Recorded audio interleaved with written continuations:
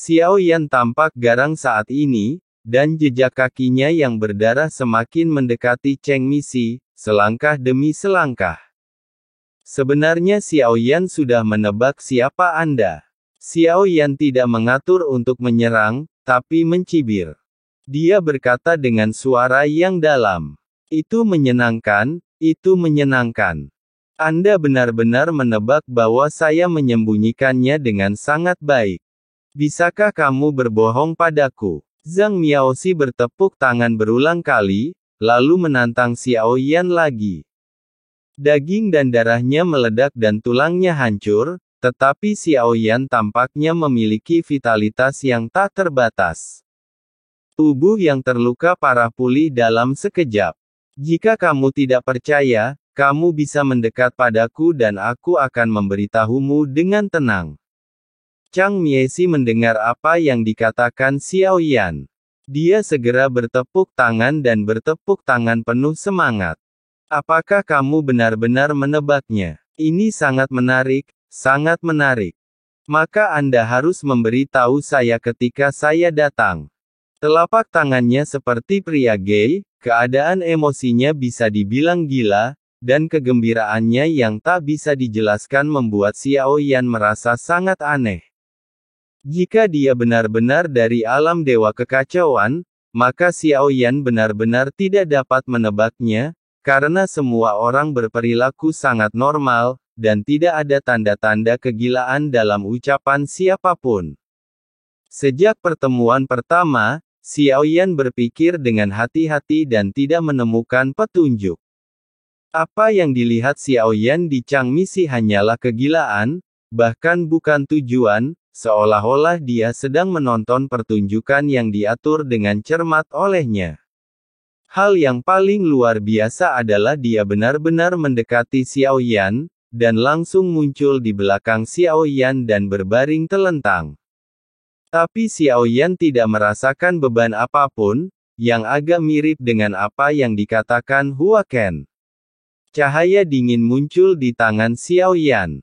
Itu adalah belati Tongyu yang dipindahkan ke Xiao Yan dari alam dewa kekacauan. Zhang Mianxi sangat dekat dengan Xiao Yan. Sebelum dia mendekat, Xiao Yan sudah membuat prediksi di benaknya. Jika Zhang Mianxi berinisiatif untuk datang, di mana dan seberapa jauh dia akan muncul. Di mana Xiao Yan harus mengambil tindakan.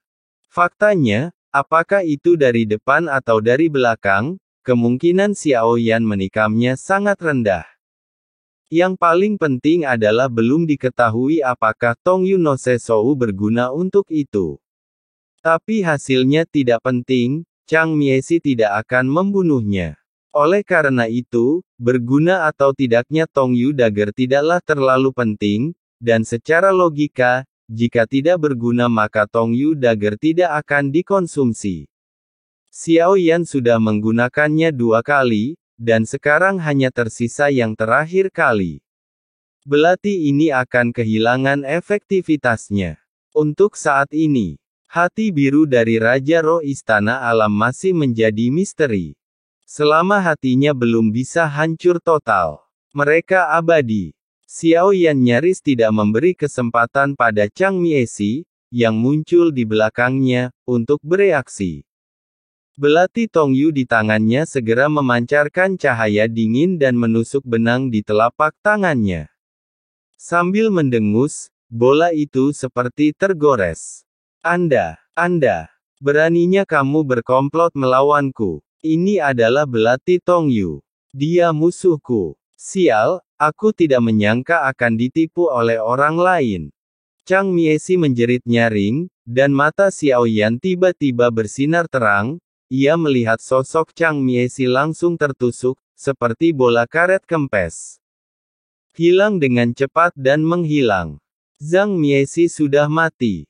Kamu, Ye Beijing dan Su Qiantai semuanya tampak kaget. Mereka tidak menyangka Xiao Yan benar-benar berhasil. Bahkan Xiao Yan membeku di tempatnya. Dia hampir berpikir mustahil bisa membunuh telapak tangan dan menghancurkan benangnya. Segera, Xiao Yan melihat belati hantu itu samar-samar memancarkan cahaya biru. Banyaknya Tongyu Daggers yang belum dikonsumsi, artinya Changmi Si tidak memiliki murmur anti-inflamasi sama sekali. Saat dia hendak mengangkat kepalanya, sebuah tangan gelap mencengkeram lehernya. Hahaha, aku tidak menyangka kamu ingin berkomplot melawanku. Namun sayangnya hal ini tidak berguna bagi saya. Mengikuti telapak tangan gelap, benang yang hilang jelas hanya mempermainkan Xiao Yan. Belati Tongyu tidak ada gunanya, jadi sekarang tidak ada cara lain untuk menghadapi Changmi Si. Jadi ini jelas merupakan kekalahan bagi Taiksu. Apakah pada akhirnya akan berakhir seperti ini? Bahkan mereka masih di sensi. Semua benda yang dibunuh terlalu lemah, dan tidak butuh waktu lama bagi mereka untuk dijarah lagi dari sensi.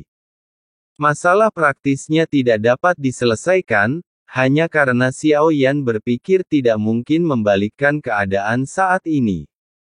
Ketika dia memilih untuk menyerah, menara Chen ungu di antara alisnya tiba-tiba bergerak. Sebelum Xiao Yan sempat bereaksi, seberkas cahaya dingin keluar dari sela alisnya, langsung menembus benang telapak tangannya yang menahan leher Xiao Yan.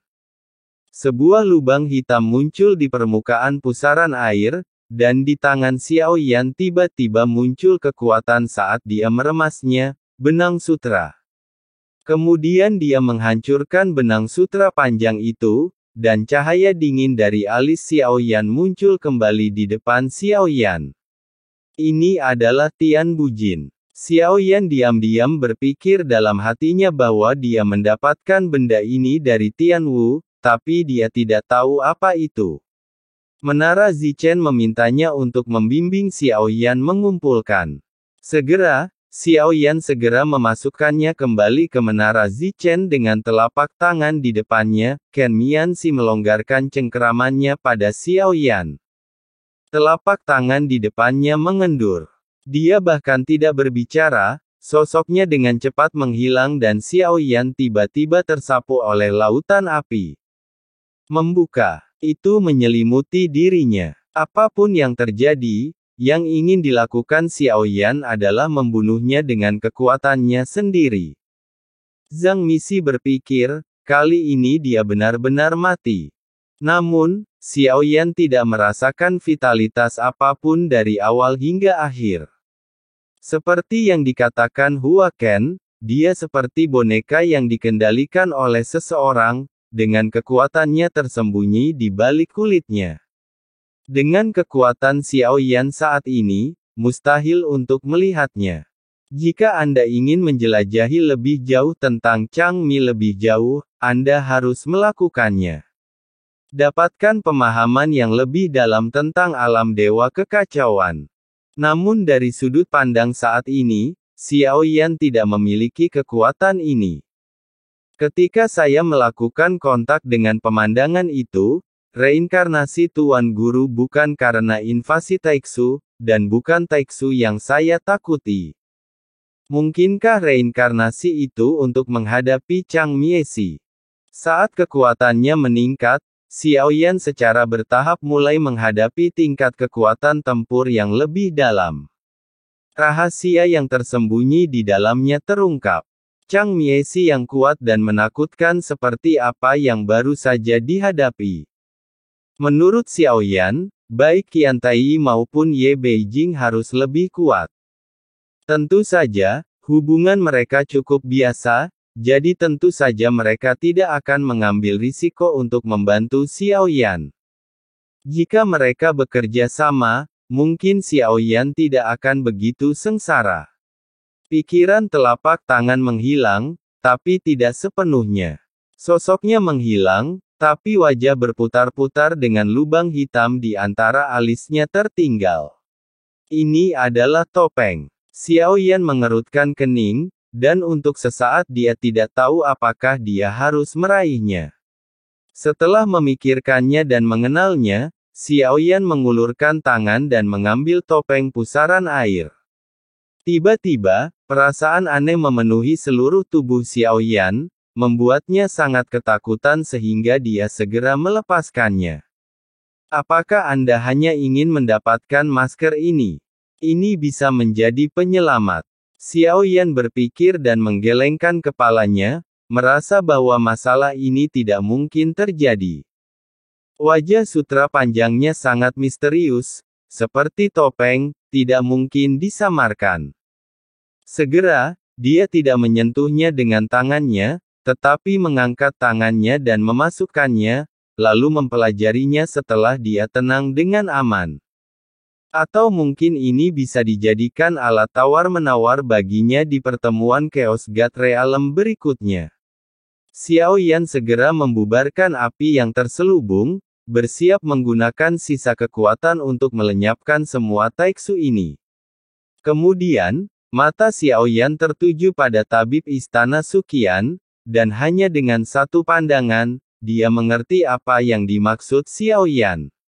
Ini menyuruhnya keluar dari sini.